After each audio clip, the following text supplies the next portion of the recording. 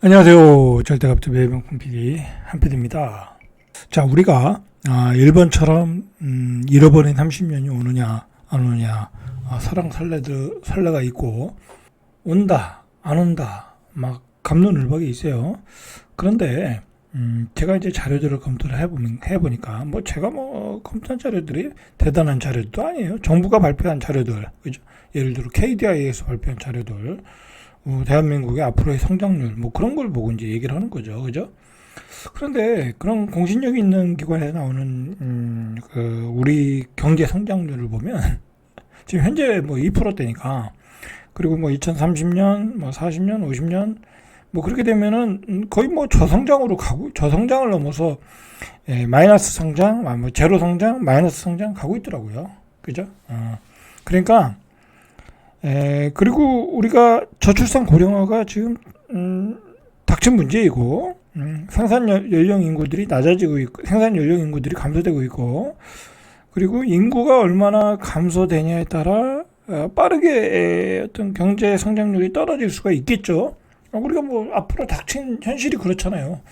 과거에 일본은 30년 전에, 30년 전이면 90년대 초반에 일본은 인구가 늘어날 때잖아요. 그런데도 걔네들은 워낙 거품이 심해서 잃어버린 30년이 온 거지만, 우리는 이제 경제도 많이 성장을 했고, 이제 더 이상 성장하기 어려운 상황으로 왔고, 그리고 거기다가 인구 감소까지 결정적으로 있고, 그리고 생산 연령 인구도 감소되고, 그러니까 생산 연령 인구라는 게 경제 활동 인구잖아요. 그러니까 우리는 잃어버린 30년이 온다는 게 거의 8, 90%라고 봐야죠. 그죠? 그럼 제가 보기에는 이걸 갑론을 논란거리가 아닌 것 같아요. 오긴 오는데 언제 오느냐, 얼마나 빨리 오느냐의 문제지. 그죠? 이런 시각으로 보면 2030년부터 2040년까지는 이제 웬만한 부동산들, 땅들, 특히 지방에 있는 것들, 그 다음에 조금 수도권도 외곽에 있는 것들 다 정리하셔야 돼. 그죠? 정리하셔야 돼. 인구가 감소되고, 그죠? 고령화되고, 이동이 없어. 수요가 없고, 그죠? 그거는 명약관악한 거야. 그죠? 자, 일단 내용을 한번 보시면서 여러분들도 한번 판단해 보세요. 저는 그렇게 결론을 내렸어요. 아니 제 주관으로 판단하는 것도 아니고, 정부가 발표하는 예상하는 우리나라 GDP 성장률을 보니까 그래. 그리고 또 실제 현실도 그렇고, 그거를 보면 거의 그리고 인구가 뚜렷하게 2030년 이후로는 감소를 해. 그리고 2040년 되면 엄청나게 감소를 해. 안 할 수가 없잖아요, 그죠? 자, 우리가 한때는 고성장 시대에는 한 10% 성장했죠. 그러다가 코비드 이전에 한 3% 성장, 그죠? 3%대 성장. 그때도 허덕허덕 그랬죠. 3%대도 2000년대 초반에 6% 성장, 그죠? 10%에서 6%. 그 다음에 코비드 전후로 해서 한 3%. 자, 그렇게 해서 우리가 오다가 현재는 2% 성장, 그죠? 2% 성장. 자, 그리고 여러분들 여러 가지를, 우리 사회적인 여러 가지 현상들을 우리 보라고. 요즘 우리가 반문화가 없어졌다고 그러잖아요. 그죠? 반문화라는 게 뭐예요? 활력이 넘치는 그런 거잖아요. 직장 생활 끝나고 나서 술 마시고 놀고, 술 마시고 놀고 할 수 있는 그 기분이 아니라는 거죠. 그죠? 물론 이제 옛날같이 술도 안 먹지만, 옛날같이 고도 성장의 어떤 시대가 아니라는 얘기야. 그만큼 생존하기도 어려운 시대라는 거야. 밤에 술 먹고 그럴 시간이 없다라는 거야. 빨리 집에 들어가서 공부해야지. 그죠? 생존을 위해서 자기 개발해야 되고, 그런 시대라는 거지. 그죠? 그런 시대다.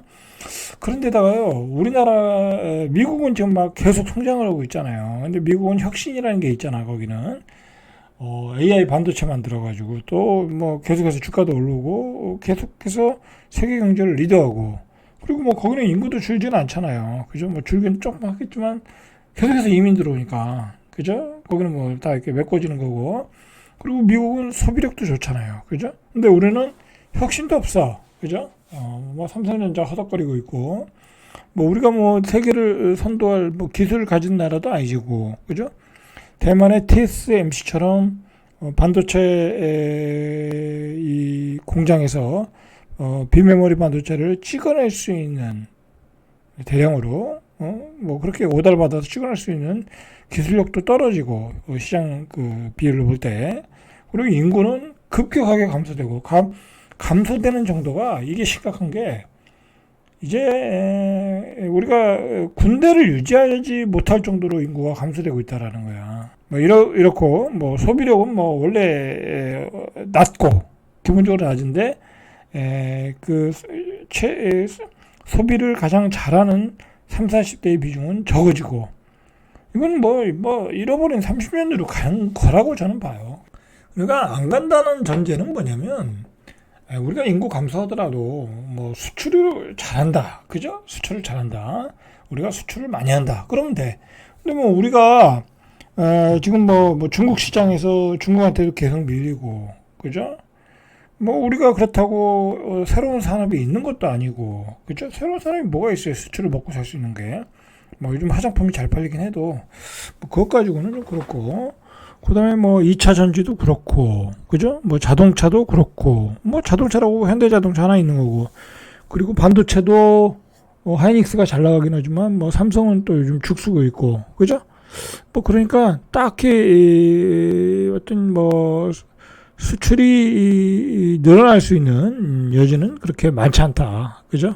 이 현 상태를 유지하는 것도 쉽지 않은데, 그렇다고 보면 우리는 인구 감소의 충격, 고령화의 충격을 받을 수밖에 없다, 저는 그렇게 봐요. 자, 2017년도부터 만 15세에서 64세의 생산 가능 인구가 감소하기 시작한 거죠. 2017년부터 감소했다. 그래서 이에 따른 노동력 감소와 소비 및 투자 수요의 감소, 우리나라의 잠재 성장률을 저하시킬 것이다, 그러죠. 이게 이제 어디서 나왔냐면, 이런 게 다 정부의 그 국책연구기관에서 나온 얘기들이에요. 그걸 제가 이제 따온 거죠. 그래서 2040년대부터는 0%대 성장, 그죠? 그럼 이거는 뭐 이제 그 뒤로는 마이너스 성장 간다는 거죠. 그러니까 우리는 이제 2030년도 가면은 이제 1%대 성장. 여러분, 1% 성장은 성장도 아닌 거야. 사실 2% 성장도 마이너스 성장인 거예요. 왜냐하면 돈가스가 떨어지잖아요. 금리가 3%대인데, 3%에서 4%대인데 2% 성장한다는 게 어떻게 성장해요, 그죠? 성장은 아니지. 조금 더 그 공격적인 보고서를 보면, 한국경제 80년 및 미래성장 전략 보고서에서는 이제 1970년에서 2050년 이제 그런 기간 동안에 이제 보고서 같아요. 과거의 자료를 가지고 미래를 예측했겠죠. 생산성이 낮고 인구가 통계청의 저유축의 수준일 경우, 통계청이 예상한 대로 인구가 나타날 때는 2033년께 0%대의 성장이 나오고, 2042년부터는 성장률이 마이너스 전환될 것이다 라는 거죠. 여러분, 이래요 상황이 이런데 어떻게 잃어버린 30년이 안 오냐고. 극심한 경제 불황이 온다는 거죠. 자, 한국개발연구원 KDI 같은 그 같은 달의 보고서에서는 총 요소 생산성 증가율이 0.7%로 유지할 경우 연평균 경제 성장률이 2023년에서 2030년은 1.5%, 뭐 금리가 3%라고 하면 마이너스 1.5% 성장이죠. 2031년에서 2040년은 0.9%, 2041년에서 2050년은 0.2%. 극심한 불황이 온다는 거죠. 그죠? 극심 불황, 인구가 감소되니까. 자, 이번에 발표한 보고서보다는 낙관적인 수치다. KDI 수치가 낙관적이라는 거죠. 자, 사실은 이제 기업들도 이제 인원 감축을 할 수밖에 없어요. 그죠? 실제로 앞으로는 그 희망퇴직 인원 감축이 더 많아질 가능성이 있고, 그다음에 이제 사람을 뽑는 것도 줄여나갈 수 있어. 그죠?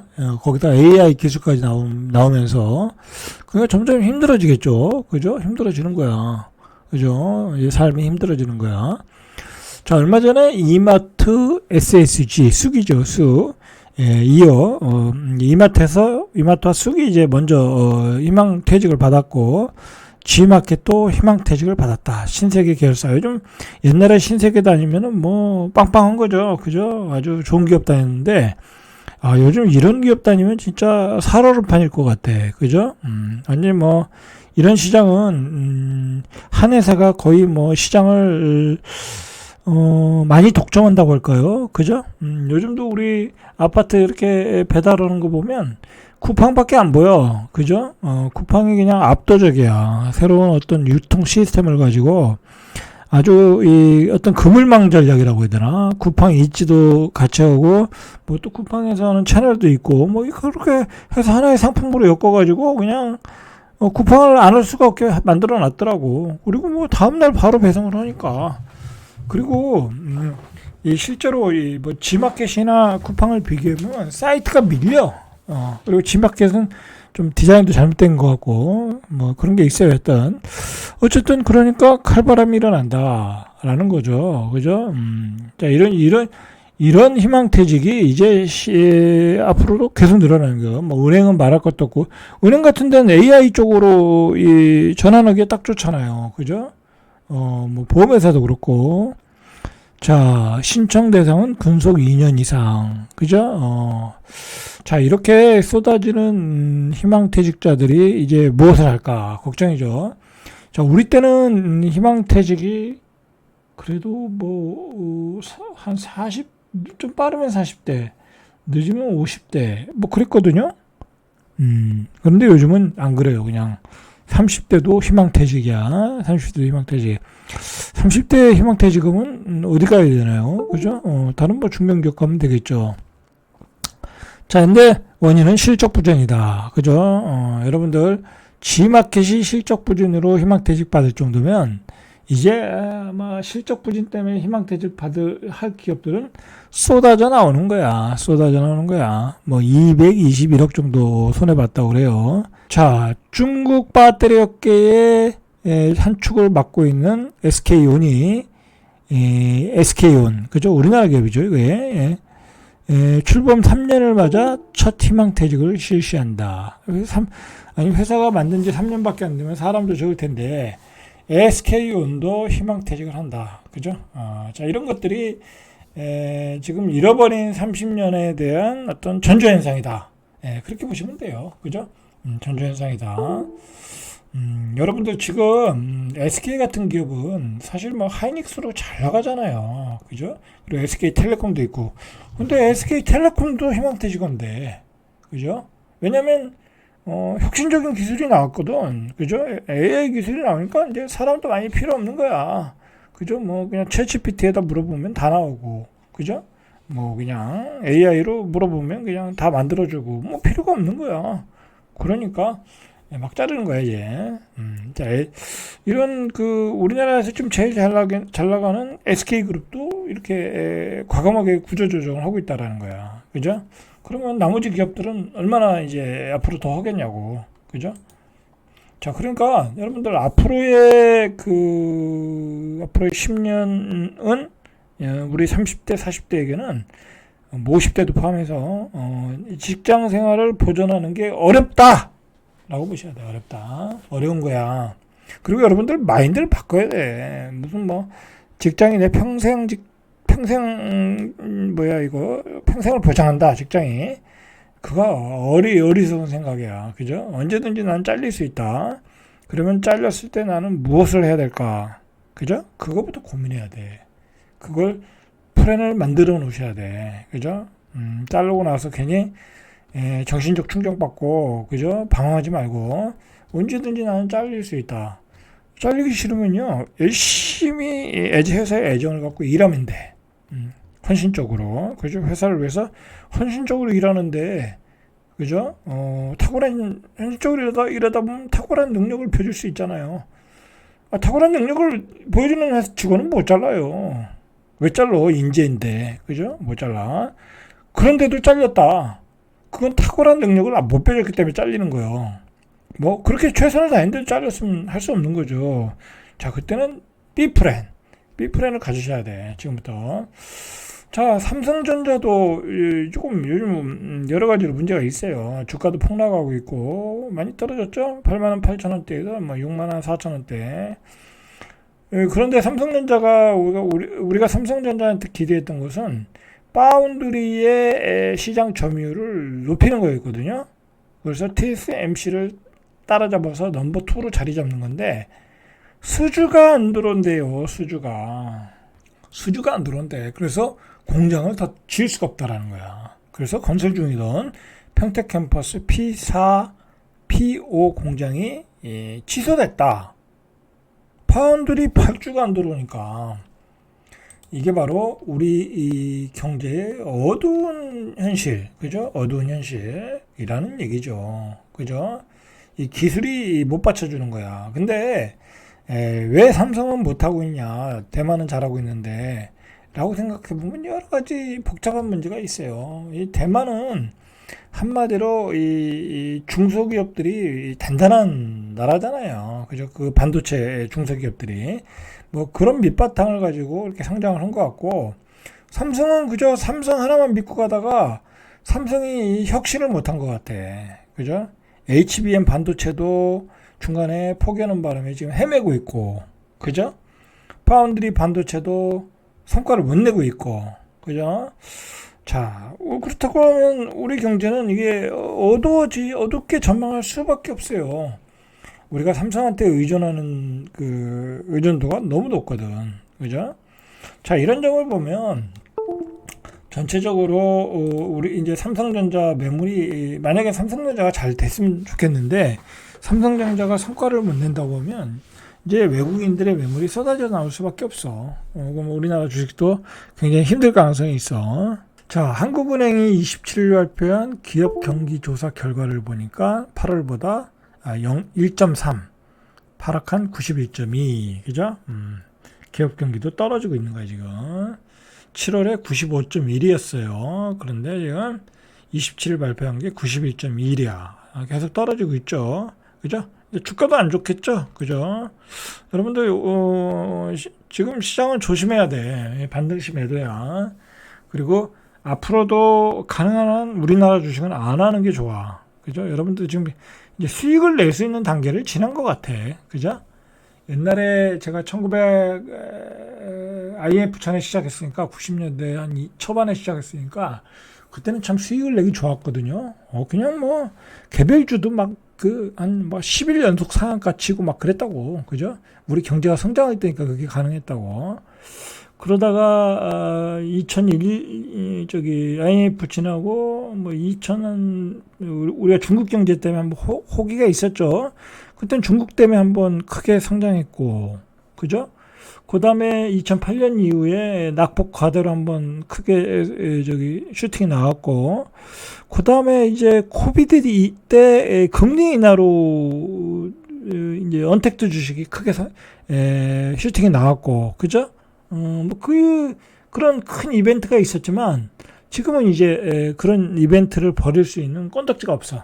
그죠? 건덕지가 없어. 저성장으로 들어가고, 그죠? 이제 기업도 성장 못하고, 이제 여러분들, 뭐, 개별주들 뭐, 이렇게 오래 투자하면 안 돼. 뭐, 크게 떨어져서 한번 반등 먹고 나오고, 이제 끝내고 그래야지.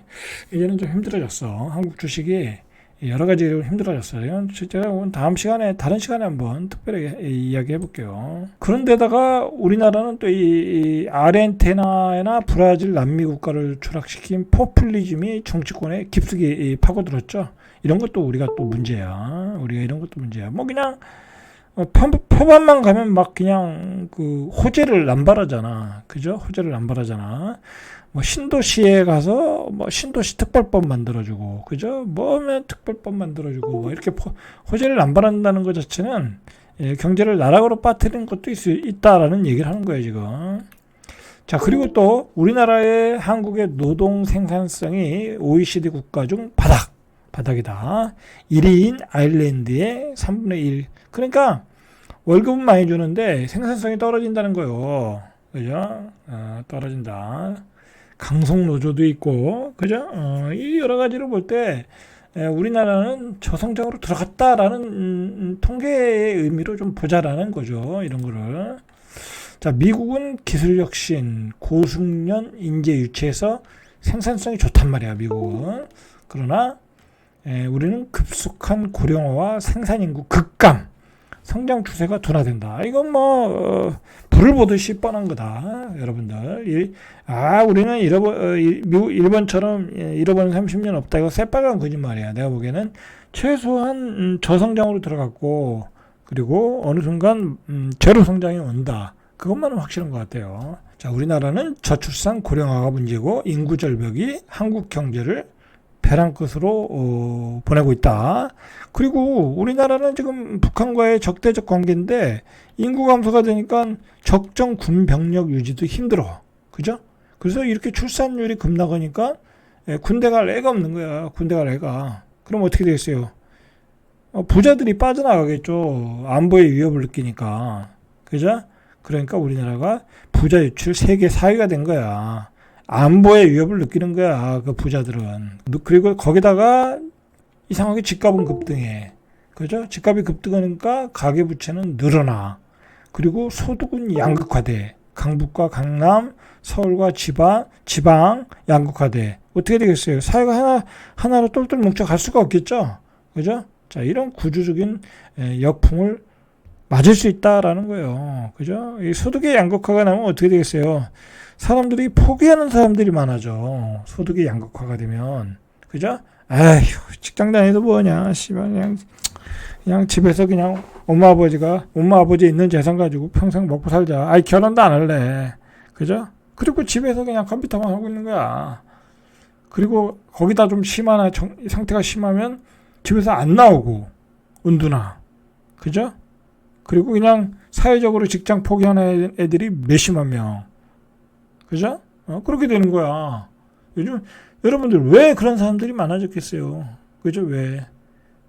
높은 집값, 그 다음에 소득의 양극화, 그리고 그들과 섞일 수가 없는 거야. 그죠? 그들과 학교 때도 안 섞이는데, 그죠? 학교 때도 안 섞이는데 사회 가서도 섞이지 못하고, 그리고 현재도 살면서도 전혀 섞일 수가 없는 거야.